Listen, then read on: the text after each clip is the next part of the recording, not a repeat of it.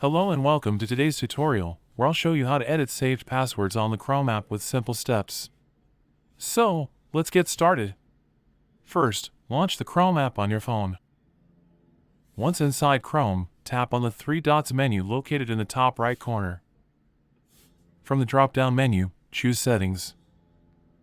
Within the Settings menu, select Password Manager.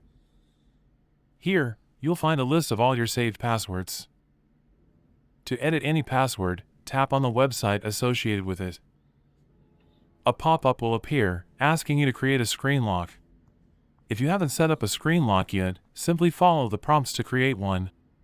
If you already have a screen lock set up, just unlock your device using it. Once unlocked, tap Edit to modify the saved password. You can then add a new password in the password field. Once you've entered the new password, tap on Save. And there you have it! You successfully edited a saved password in the Chrome app. Thanks for watching. Don't forget to like and subscribe for more helpful tutorials.